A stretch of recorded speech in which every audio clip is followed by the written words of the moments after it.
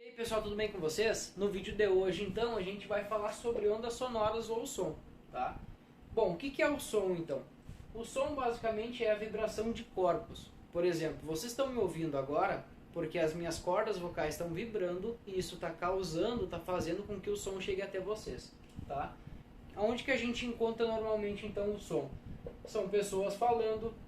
Numa música, por exemplo, instrumentos de percussão, quando bate no tambor, alguma coisa assim, o tambor vibra, aquela pele vibra, né, isso faz com que imita sons. Cordas de violão também, né, então a gente consegue ouvir um violão por causa da vibração das cordas, tá? E é bem legal como funciona tudo isso, até pela espessura da corda, o material da corda também variando dá um som diferente.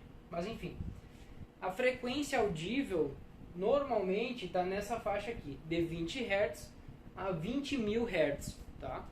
Isso aqui varia de pessoa para pessoa, não é todo mundo que vai conseguir ouvir sons na faixa de 20 Hz ou então, né, na faixa de 20.000 Hz. Isso aqui é uma coisa que varia de pessoa para pessoa. Bem, então se tratando de ondas sonoras, elas são ondas longitudinais, né, ou seja, a forma de propagação delas é desse jeito aqui, formando frentes de onda, tá bem? Ela precisa de um meio material para se propagar. Bom, mas o que isso significa então?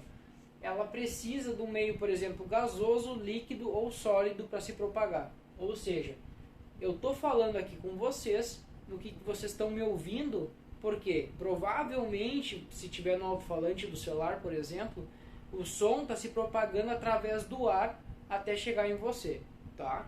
Então, ela precisa de um meio material. Ela se propaga também na água, por exemplo, se você for mergulhar e alguém bater pedrinha dentro d'água, uma pedra na outra, isso é um som que fica bem irritante no ouvido e a gente consegue ouvir, tá?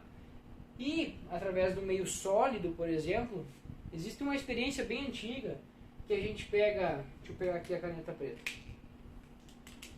A gente pega, por exemplo, dois copinhos de plástico, pega esses dois copinhos de plástico, amarra um fio entre eles, e o que vai acontecer? Se você falar de um lado, o outro lado aqui vai escutar, e o vice-versa também, tá? Então ela precisa do meio material para se propagar, e o que acontece assim, a nossa faixa audível, então a gente viu até um pouquinho antes, que está geralmente na faixa de 20 a 20.000 Hz. Tá? Isso aí não é uma regra, é uma estimativa e é mais ou menos uma média do que a gente consegue ver hoje em dia. Tá? O que acontece então? Abaixo desses 20 Hz, a gente tem uma região que se chama infrassom. Tá? Ela precisa estar abaixo de 20 Hz. E acima disso, a gente tem então o ultrassom, que é um som acima de 20.000 Hz. Normalmente abaixo de 20 Hz a gente não consegue ouvir, tá? E normalmente acima desses 20.000 a gente também não consegue ouvir.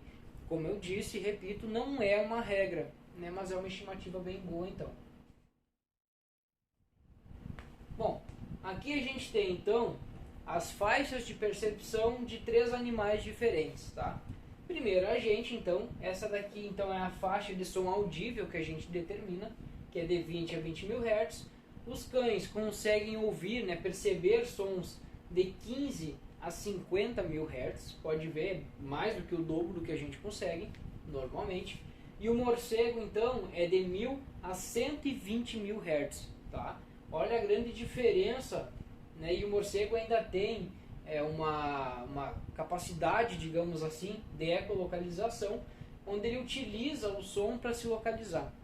Isso aí motivou o ser humano, por exemplo, a criar o sonar, é uma espécie de ecolocalização também, onde, por exemplo, um navio consegue localizar um objeto no fundo do oceano utilizando sons, então, também de uma faixa de uma frequência muito alta, tá?